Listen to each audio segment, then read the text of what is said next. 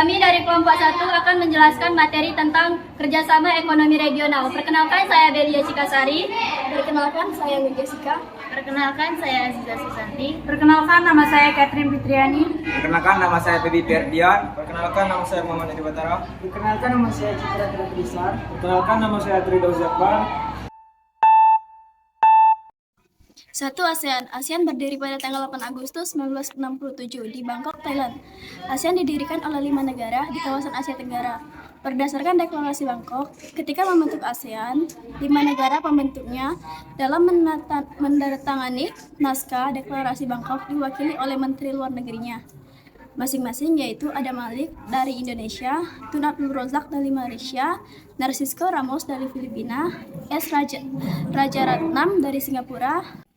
Seiring perkembangannya, anggota ASEAN pun bertambah anggota baru ASEAN. Itu adalah Brunei Darussalam, Vietnam, Laos, Kamboja, dan Myanmar. Salah satu tujuan pembentukan ASEAN antara lain meningkatkan perdamaian dan stabilitas regional dengan menghormati keadilan dari tertib hukum di kawasan Asia Tenggara, saling memberikan bantuan dalam bentuk sarana, latihan, dan penelitian di bidang pendidikan, profesi, teknik, dan administrasi. Bentuk-bentuk kerjasama ASEAN sebagai berikut. A. Komite ASEAN yang dibentuk sebagai berikut. 1. Kerjasama di bidang bahan makanan, pertanian, kehutanan diatur oleh Komite Pangan, Pertanian, dan Kehutanan yang berkedudukan di Indonesia.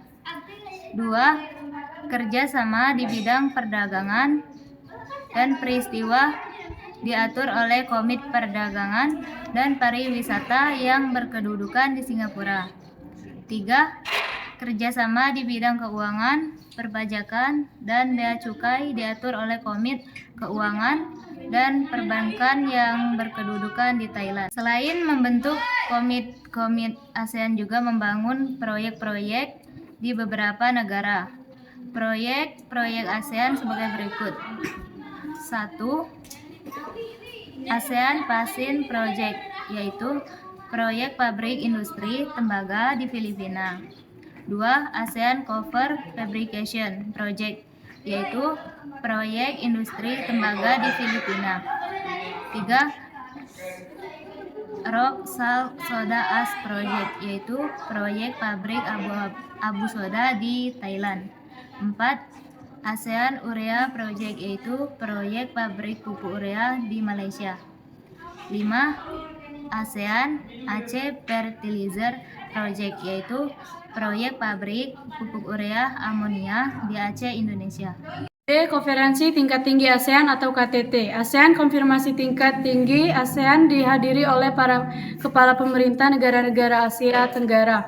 Tujuan dibentuk KTT ASEAN adalah untuk membahas masalah-masalah penting dalam negara-negara Asia Tenggara dan menentukan garis-garis besar kebijaksanaan ASEAN. C. APTA ASEAN dibentuk pada waktu Konferensi Tingkat Tinggi KTT ASEAN keempat di Singapura tanggal 27 sampai dengan 28 Januari 1992. APTA merupakan organisasi perdagangan bebas kawasan Asia untuk menurunkan tarif dan menghapus hambatan non-tarif dalam perdagangan.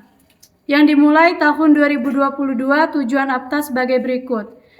1. Meningkatkan perdagangan dan spesialisasi di lingkungan ASEAN. 2. Meningkatkan investasi dalam kegiatan produksi dan jasa antar anggota ASEAN. 3. Meningkatkan investasi dari luar negara anggota ASEAN. 4. Meningkatkan jumlah ekspor negara-negara anggota ASEAN. 2. NAFTA resmi berlaku sejak tanggal 1 Januari 1994. NAFTA merupakan perjanjian perdagangan bebas Amerika Utara yang anggotanya meliputi Kanada, Amerika Serikat, dan berisiko NAFTA mengendaki penghapusan berbagai hambatan perdagangan barang dan jasa yang dijual kawasan Amerika Utara. Betapa alasan penting dibentuknya NAFTA. A. Adanya perubahan global baik ekonomi, perdagangan, dan informasi. B. Perubahan internal yaitu kemajuan ekonomi negara-negara anggota. C. Hasil kerjasama blok lainnya yang kurang mengembirakan. D. Mengelang persatuan regional untuk meningkatkan posisi dan daya asing dan perkecil defisit perdagangan anggota. 3. APEC. Pembentukan APEC atau Kerjasama Ekonomi Asia Pasifik pertama kali dicetuskan oleh mantan Perdana Menteri Australia, Bob Hawke. Pertemuan pertama diadakan pada bulan Januari 1989 di Canberra, Australia. Dihadiri oleh 12 negara, yaitu 6 negara anggota ASEAN ditambah Kanada, Australia, Selandia Baru, Amerika Serikat, Korea Selatan, dan Jepang. Pada pertemuan tersebut telah disetujui beberapa hal sebagai berikut. Yang pertama, APEC didirikan bukan menjadi suatu blok perdagangan. Yang kedua, segala pemikiran dan pertimbangan akan diberikan pada diversifikasi yang ada di kawasan Asia Pasifik. Yang ketiga, kerjasama ini akan terpusat pada hal-hal praktis yang bertujuan saling memperkuat hubungan ekonomi di kawasan Asia Pasifik. Prinsip dasar pembentukan APEC adalah sebagai forum konsultasi dalam memecahkan permasalahan ekonomi, perdagangan dan investasi. Anggotanya saat ini APEC beranggota 21 negara sebagai berikut. A. Dari benua Amerika, yaitu Amerika Serikat, Kanada, Meksiko, dan Chili. B. Dari semua Asia, yaitu Tiongkok, Jepang, Korea Selatan, Hong Kong, Taiwan, dan Rusia. C. Dari benua Australia, yaitu Australia, Selandia Baru, dan Papua Nugini. D. Dari ASEAN, yaitu Indonesia, Malaysia, Thailand, Singapura, Filipina, Brunei Darussalam, dan Vietnam.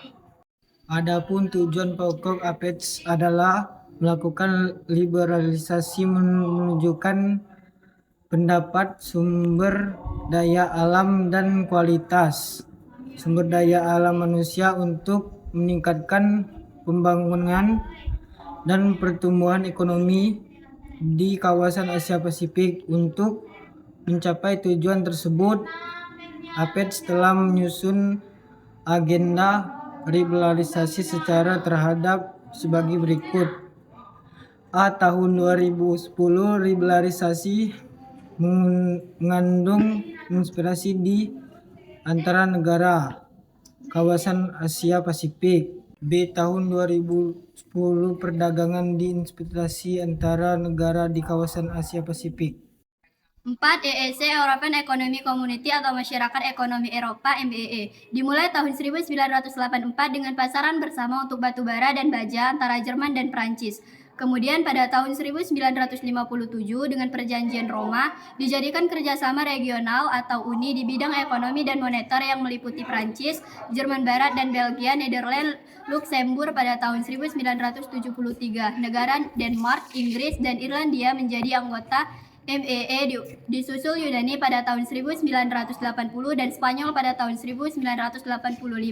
Benelux merupakan daerah perdagangan bebas. Selain MEE, ada organisasi ekonomi lain di Eropa, yaitu PEFTA, didirikan pada tahun 1959 sebagai lembaga kerjasama ekonomi antara negara Eropa yang tidak termasuk anggota MEE pada saat itu, yaitu Australia, Swiss, Denmark, Inggris, Norwegia, Swedia, dan Portugal.